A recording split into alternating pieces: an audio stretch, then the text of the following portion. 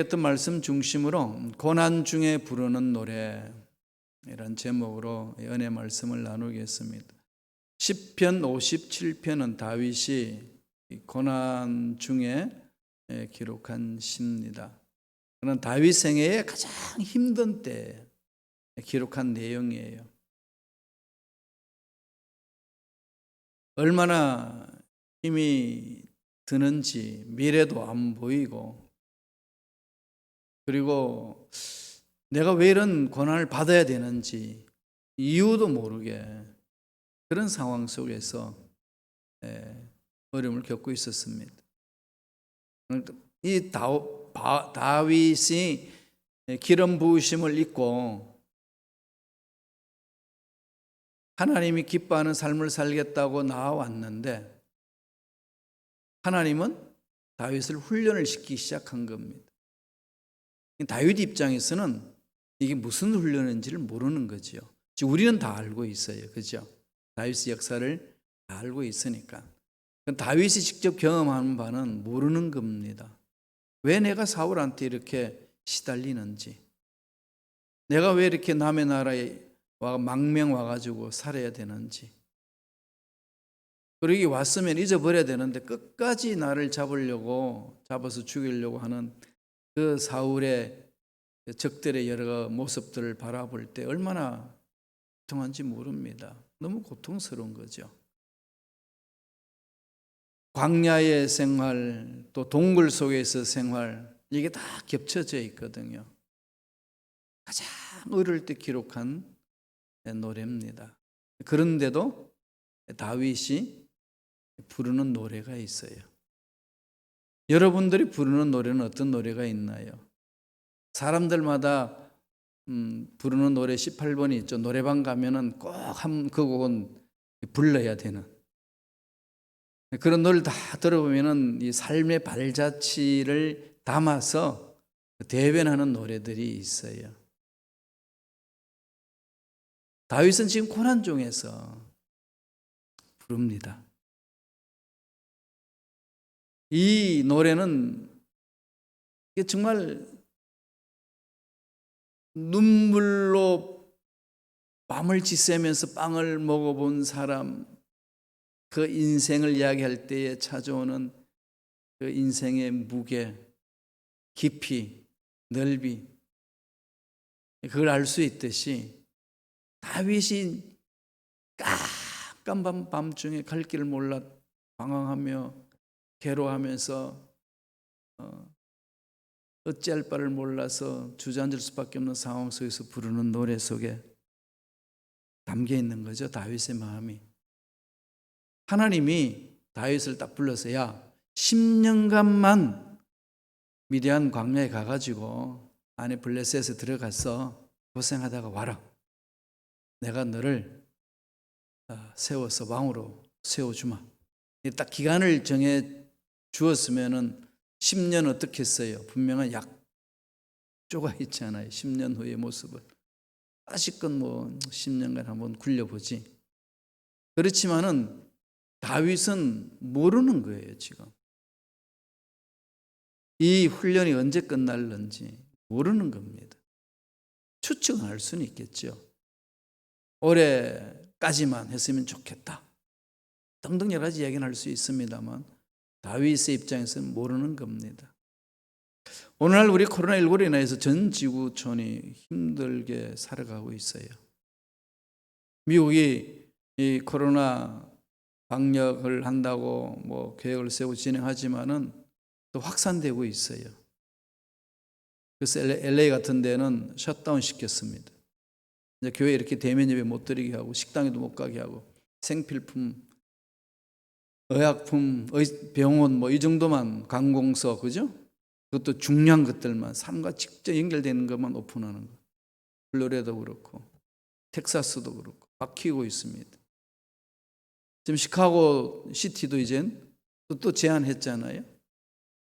우리 일리노이 주 이쪽은 그래도 이 카운티는 좀 아직까지는 여유가 있습니다. 끝날 것 같은데 안 끝나고, 그죠? 언제까지 이러겠습니까? 추측은 할 수 있어요. 2해 말까지. 이건 우리의 생각이지. 정말 답답하죠. 그죠? 언제 끝날는지 모르는 상황에 놓여 있으면. 다윗이 그렇습니다. 그 다윗이 정말로 동굴 속에, 이 동굴 두 군데가 있잖아요. 다윗이 들어가지고 숨어서 자기 삶을 갖고 갔던 엔게디가 있었고, 아둘람 동굴이 있었잖아요. 아둘람에서는 용사 400명, 다윗 왕국을 건설할 때에 귀한 일꾼으로 성장한 일꾼, 오합지졸로 모였지만 나중에는 400명이 모여서 공신들이 됩니다. 다 장수가 되고 중요한 요직에 앉는 자리까지 가는데, 그들은 처음에는 오합지졸이었어요. 그들과 함께 지냈고, 또 다른 데로 도망가서 엔디게 동굴 가서 숨어있고, 이런 생활 속에서 너무 답답한데, 그 속에서 다윗이 부르는 노래가 있습니다. 그 시편 57편 말씀이에요. 끝이 안 보이는 것 같았는데 끝이 보이고 갈 길이 보이기 시작하는 겁니다. 무엇으로 봤을까요? 영적인 영안이 열리기 시작한 거예요.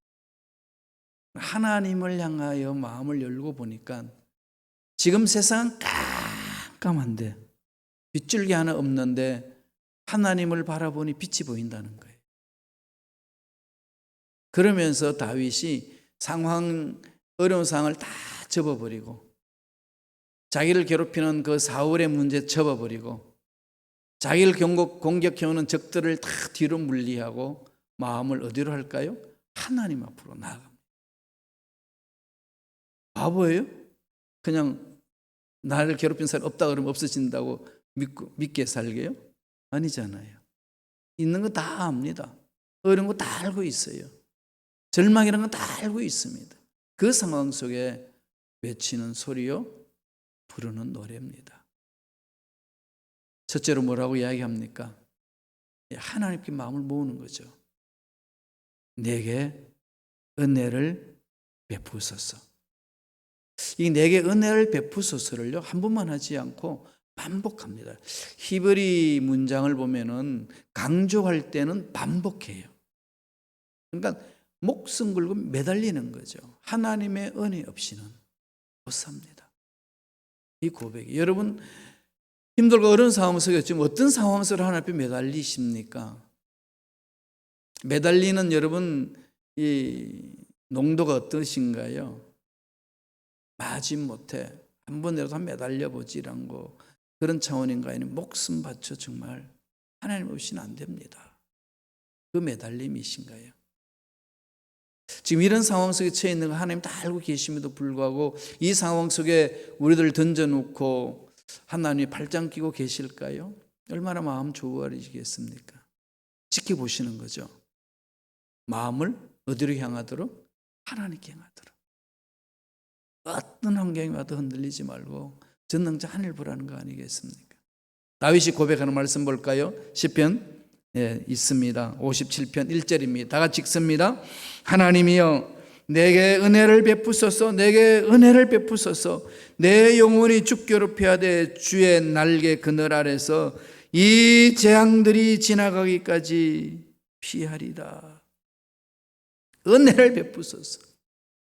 짧은 기도문이고 하나님 앞에 매달리는 소리요, 하나님 앞에 엎조리는 노래 아니겠습니까? 하나님 은혜를 찬양하는 거죠. 세상에 다 있단다 할지라도 하나님 은혜 없이는 안 됩니다는 거죠. 어떤 위기 상황 속에 빠지면, 절망 같은 상황 빠지면은 기도 소리가 어떤가요? 짧아지죠. 물 속에 빠져서 미사여구를 늘어놓고 살려달라고 그러겠어요?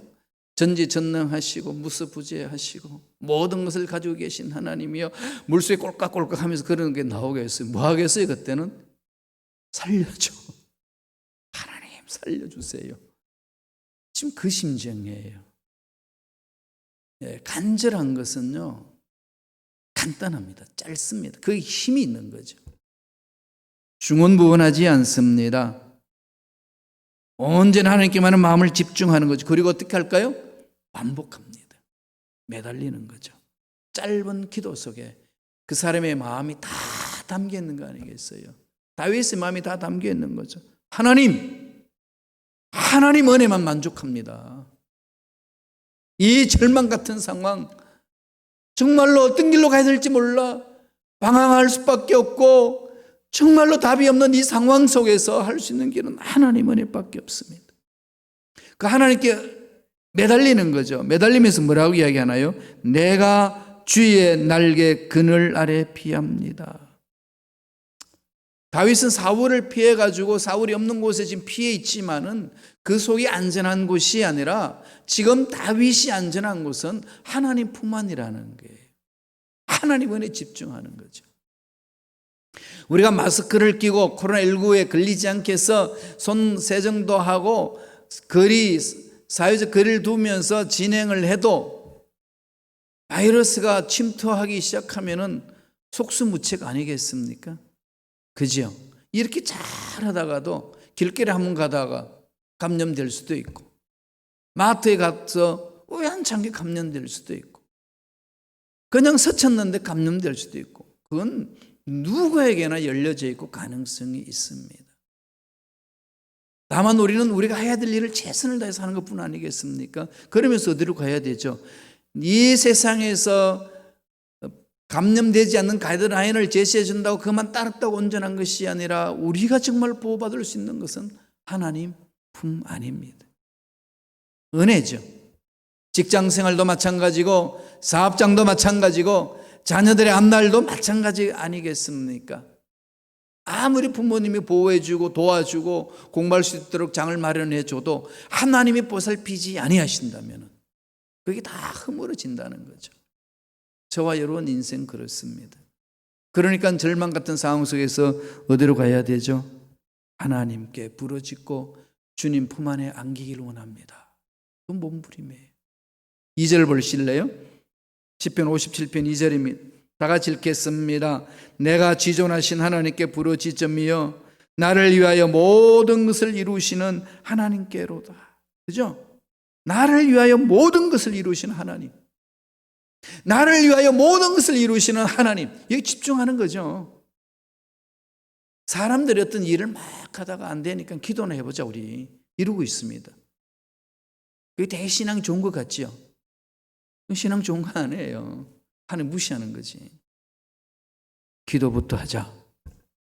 기도로 풀자. 이렇게 가야 돼요. 그러면 하나님 지혜 주신다.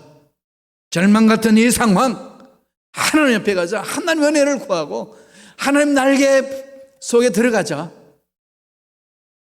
이 기도 속에 길이 있다. 이렇게 매달려야 돼요. 그래서 늘 제가 말씀드리지만 다른 사람들에게 우리가 도와줄 수 있는 길 뭐겠습니까? 가장 귀한 게 뭡니까? 기도 아니겠어요? 그런데 다른 거 할 거 못하는데 내가 할 수 있는 것은 기도 하나밖에 없어. 기도나 해줄게. 되게 미안해하면서 도와주지 못하는 것에 대해서.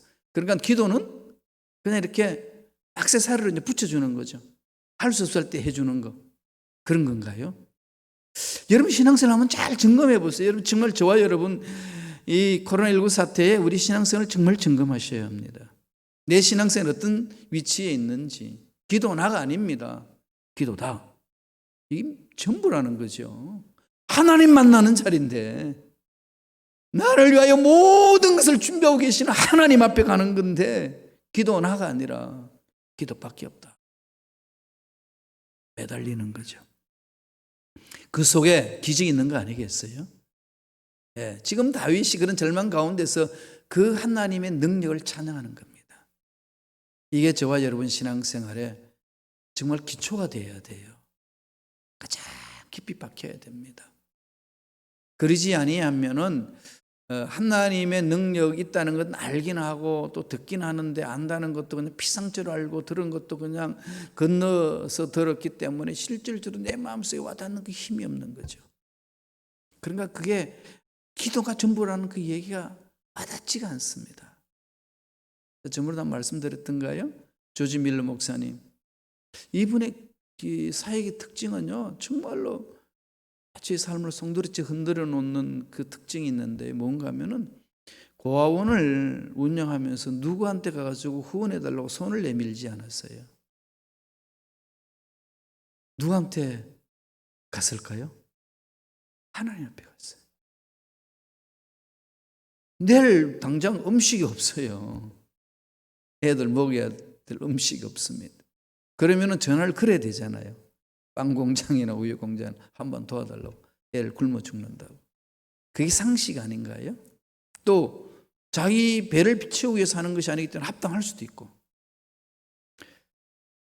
물론 그 조지 밀러 목사님의 이제 부르심이죠, 그죠? 그런데 그분이 가르쳐 주는 우리에게 메시지는 하나님께 목숨을 걸었어요. 아무 것도 없는데 하나님 앞에 매달립니다. 밤새도록 매달리는데 하나님이 응답을 주시는 거죠. 아침에 보내주마. 고아원들 다 애들 불러요. 식당에 다 그릇 이렇게 빈 그릇을 나눠주면서 식당에는 아무것도 먹을 거 없는데 그렇게 기도합니다. 하나님 우리에게 일용할 양식 주시니 감사합니다.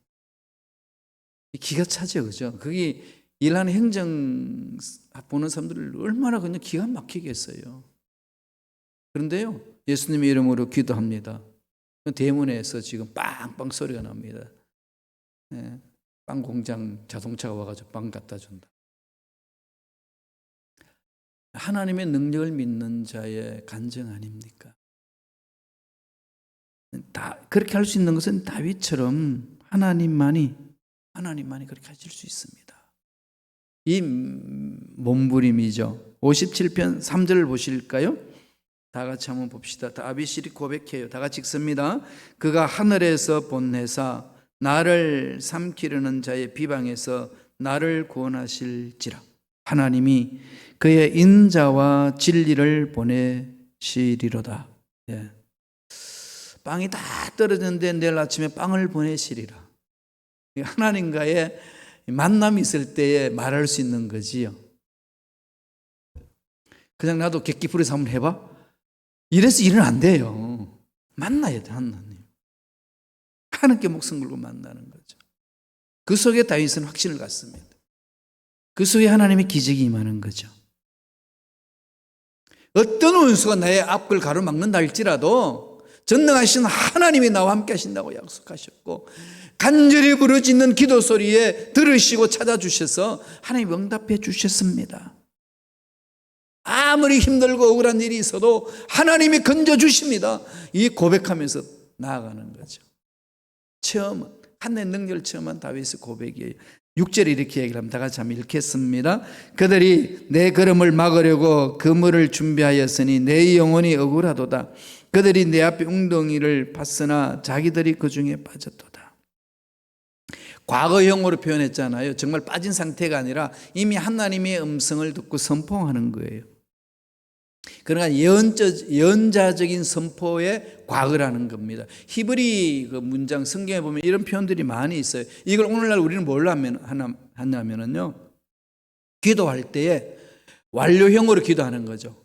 내 병을 치료하여 주셨음을 감사합니다. 치유가 안 됐어요. 이미 하나님 능력을 믿고 앞당겨서 이미 주님이 만져주셨음을 믿고 감사합니다.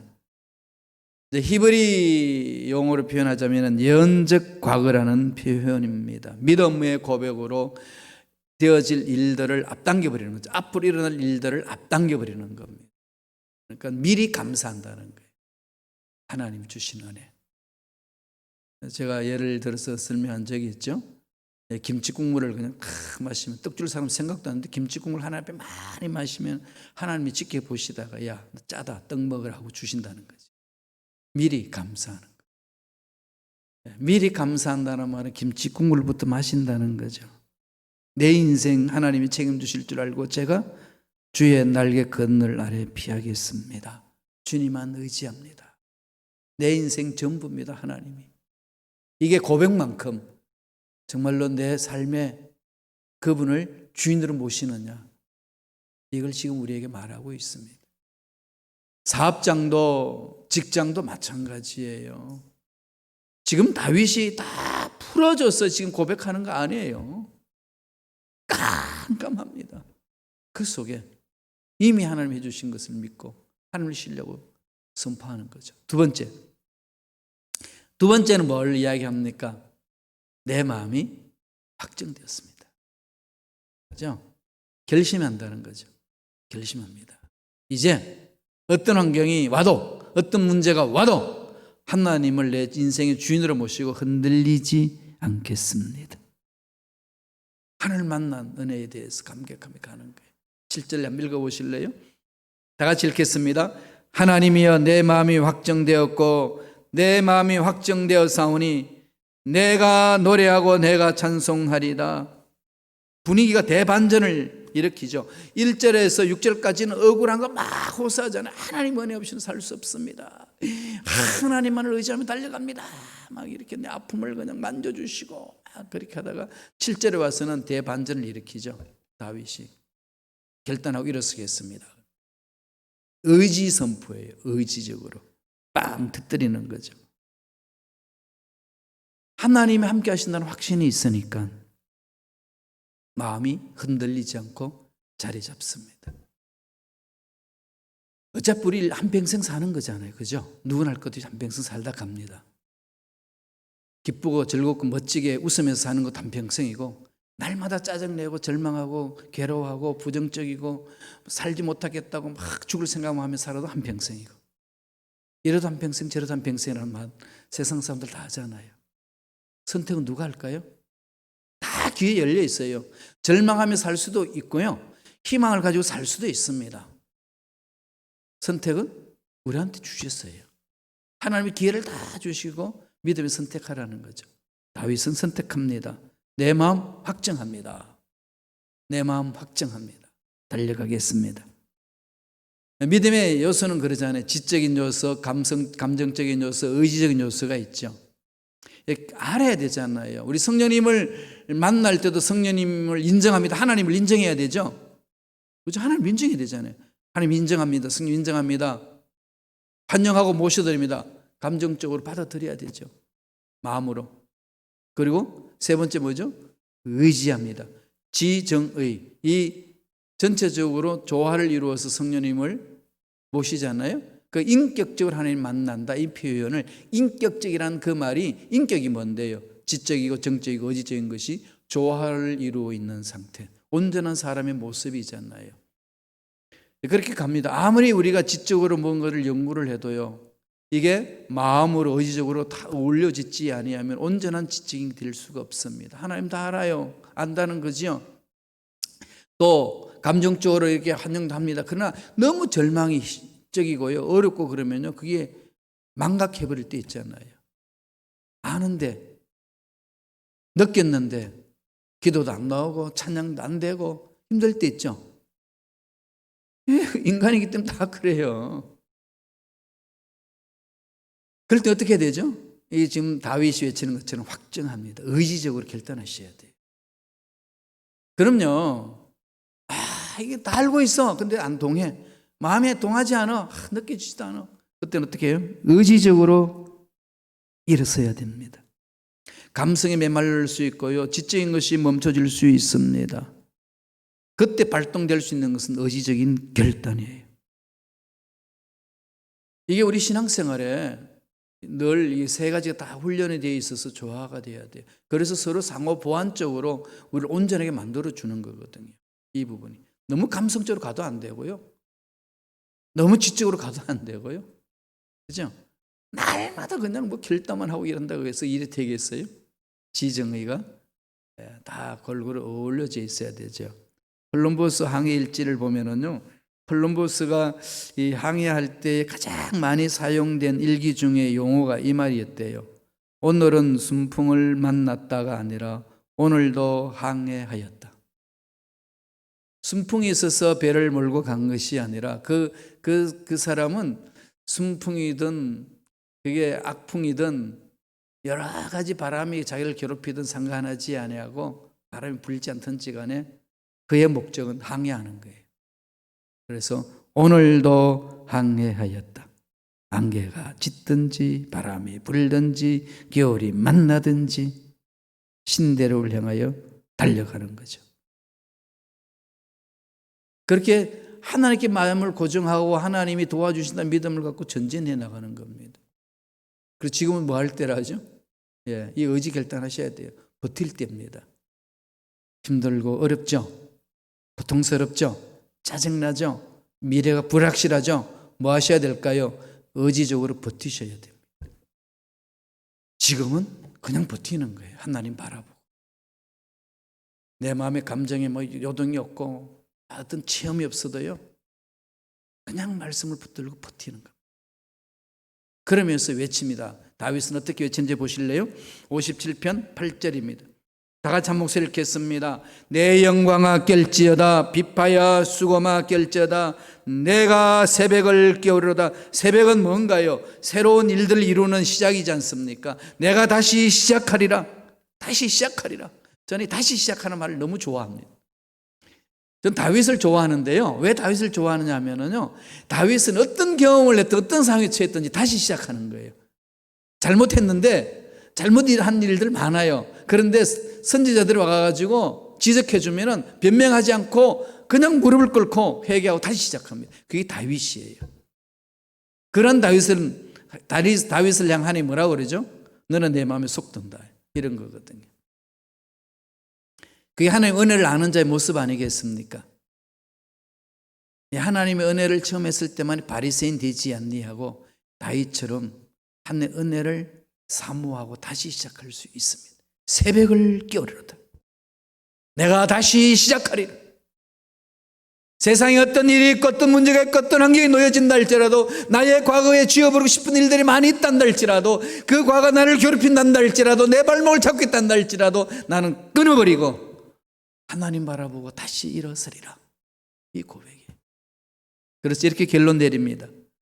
57편 11절에 결론 내릴 말씀 보겠습니다. 다 같이 읽겠습니다. 하나님이여 주는 하늘 위에 높이 들리시며 주의 영광이 온 세계 위에 높아지기를 원하나이다. 하나님의 위대하심을 찬양하는 거죠. 우리 인생의 목적 그거잖아요. 그죠? 교회 갈 일이 뭐겠어요? 교회는요, 하나님 만나는 자리예요. 그래서 하나님 만나서 변화되는 곳이에요. 그래서 예수님 능력을 체험하는 곳이고 성령 능력을 체험하는 거 아니겠습니까? 요한과 베드로가 성전에 기도하러 올라갈 때 성전 미문에 날때부터 안전병이를 향하여 베드로가 외쳤던 그 얘기, 우리 마음판에 새겨야죠. 예수 이름으로 명하노니 일어나 걸어라. 내가 내게 줄 거 없다. 네가 원하는 돈 없지만은 우리 교회 돈 없다. 그러나 내가 줄 수 있는 게 있다. 예수 이름으로 명하노니 일어나 걸어라. 근본 문제 해결시키는 것이 교회예요. 그건 세상에 해줄 수 있나요? 정부가 하나요? 못합니다. 누가 하죠? 교회가 하는 거예요. 교회가 이런 능력을 살아야 이 세상을 변화시킬 수 있는 거 아니겠어요? 교회가 살아야 가정이 살고 이 사회와 국가가 민족이 사는 거 아니겠습니까? 왜 이단이 난무합니까? 교회가 교회 역할을 못하니까. 그러니까 이단 보고 그냥 난리칠 게 아니라요. 우리가 통해 자복하고 돌아서야 됩니다. 회개하고 돌아서야 될 때죠.